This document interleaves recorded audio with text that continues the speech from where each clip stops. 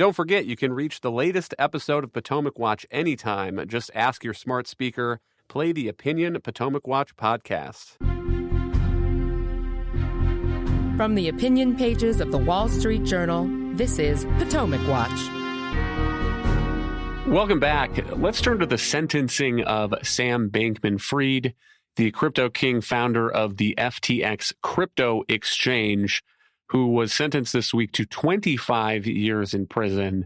And just to give a sense of how that compares white-collar crime, the Journal has a chart. Bernie Madoff got 150 years. The CEO of WorldCom got 25 years. Jeffrey Skilling, the president of Enron, got 14. And a name people might know from recent days, Elizabeth Holmes, the founder of Theranos, got 11 years and 3 months. Alicia, what do you make of this sentence and the conclusion now of this whole FTX drama? So I think the judge, he had a lot of discretion, as judges do, on the sentencing, but I think he actually probably got it right. 25 years, in part not just for the egregiousness of the fraud, and then he pointed to the lack of remorse by Sam Bankman-Fried. He continued to insist at the trial that he really didn't intend to defraud anyone. It was just all honest mistakes. There were just some number calculations that when he was, recall the issue here was he had set up this separate trading house, Alameda, that was betting using customers' cash from his crypto exchange, FTX.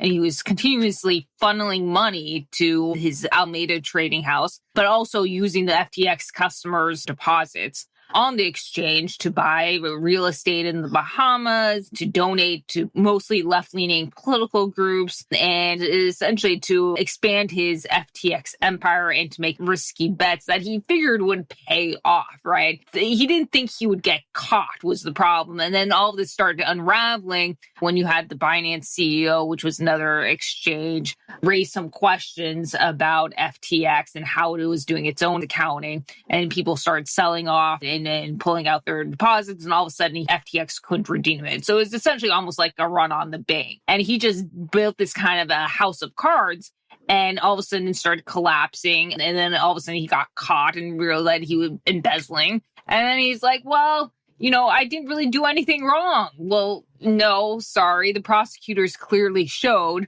that you were making bets or taking other people's cash in their accounts for your own. That is a no-no in any kind of securities business. And he's just kind of pleading ignorance. So I think that, again, going back to the sentence, is it appropriate? My view is that it is. Kim, what's your read of this? And one thing to keep in mind is that many prisoners don't serve their full sentences. They get out after 2/3 or something like that with good behavior. And my view, I guess, is that having not sat through the whole trial and watched the whole thing, I'm generally reluctant to wade into criticizing a judge's sentencing because there are all sorts of mitigating factors. You get points for contrition and you get reverse points for aggravating factors. Yeah, I'm loath to sort of get too involved in this. And that is certainly the case here, is what you mentioned, the mitigating factors. One thing that Judge Lewis Kaplan noted as a part of his explanation for why such a stiff sentence, one, he noted a lack of remorse. And while he did say in a statement to the court that he was sorry about what had happened, that he failed everyone,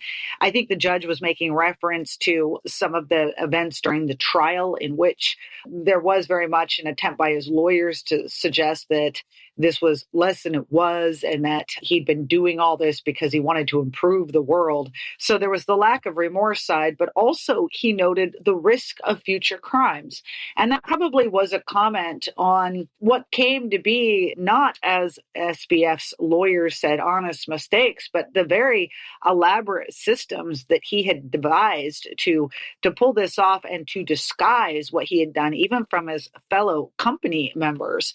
And this certainly left an impression on the judge. So I'm not going to quibble with the sentence either. And obviously, a lot of this in terms of what he actually serves, as you say, come down to how he behaves himself in prison. But I think for the public, look, we tend to get a lot more headlines about murders and et cetera. But white collar crime is a serious issue. It can damage financially a lot of people. While we're hopeful a lot of these investors in SBF will maybe get their money back, this was certainly a major league scam. Alicia, we'll give you the last word, but my recollection is that some of the people involved in cleaning up this FTX mess were arguing that this was kind of an old-fashioned crime, and it has this gloss on it from being a cryptocurrency exchange, FTX, very high tech. But is that consistent with your read of this, that what happened here was not really related to the fact that this was a crypto business, and so not really a reflection on cryptocurrency as an idea or a technology or maybe even a business going forward? Right. So this was old-fashioned, basically, embezzlement. And the fraud element is that he continued to assure customers almost all to the day that the FTX collapsed that their deposits were safe, that they were on the exchange, when in fact, again, he had basically funneled them out to make his own risky bets and use it to enrich himself. This isn't really related to crypto directly. The Securities and Exchange Commission, Gary Gensler, is now trying to wave this around and say, see, this is what happens when you don't regulate crypto.